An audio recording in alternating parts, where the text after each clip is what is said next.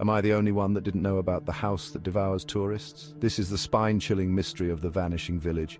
Tourists flocked to this quaint village, dismissing tales of a cursed house, but soon visitors started vanishing. One brave soul, driven by curiosity, stayed overnight. He uncovered the dark secret, an ancient curse binding the house to its victims. Would you dare to spend a night there? Stay tuned for the full story. Chapter 2, The History of the Haunted House. The house was built in the 1800s and has a dark past. Many believe it is cursed. But what exactly happened over a century ago to cast such a long shadow? The house was constructed by a wealthy merchant, Edward Blackwood, who mysteriously disappeared shortly after its completion. Rumors spread that Edward had dabbled in dark rituals, and his disappearance was no accident, but a consequence of his own making. Over the years, the house changed hands multiple times, with each owner meeting an untimely and often gruesome end. Local legends tell of ghostly apparitions, blood-curdling screams in the dead of night, and inexplicable cold spots throughout the property. These eerie occurrences only added to the house's sinister reputation. By the early 1900s, the house was abandoned, left to decay and be reclaimed by nature.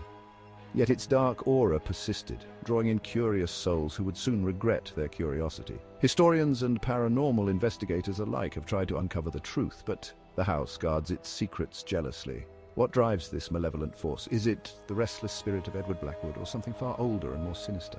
As we delve deeper, the lines between history and horror blur, leaving us to wonder, can a place truly be cursed? Stay with us as we continue to unravel the chilling legacy of the haunted house.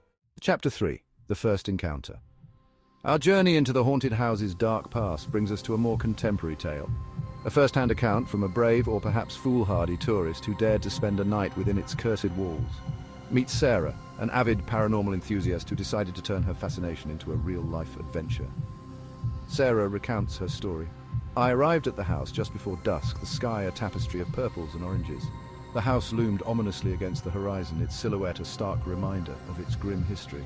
I felt a chill run down my spine as I approached the front door, but curiosity pushed me forward. As Sarah stepped inside, she was immediately struck by the oppressive atmosphere. The air was thick, almost suffocating, and a strange sense of being watched settled over me.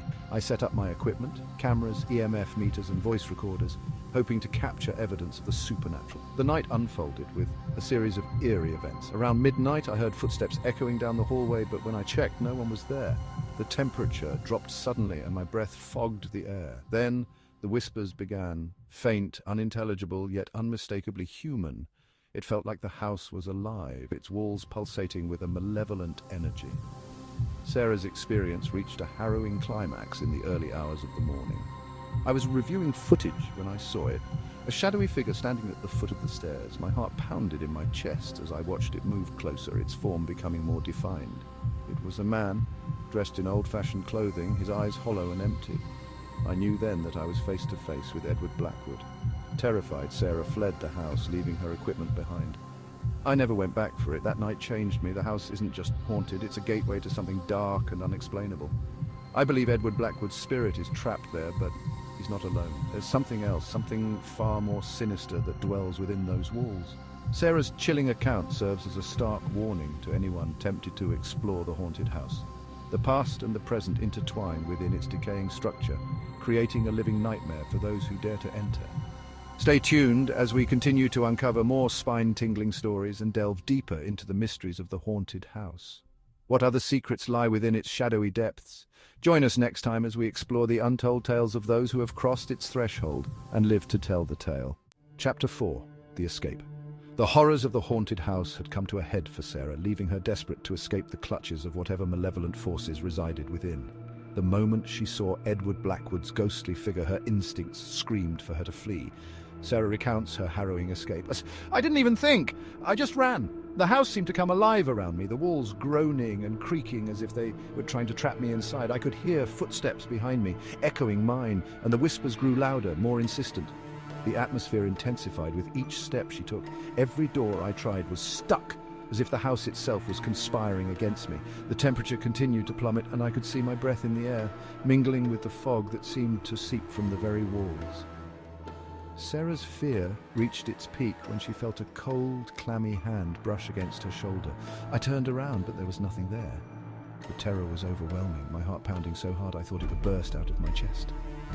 In a desperate bid for freedom, Sarah finally found a window that would I threw it open and didn't think twice. I climbed out and jumped. The fall was painful, but the relief of being outside, away from that cursed place, was immeasurable.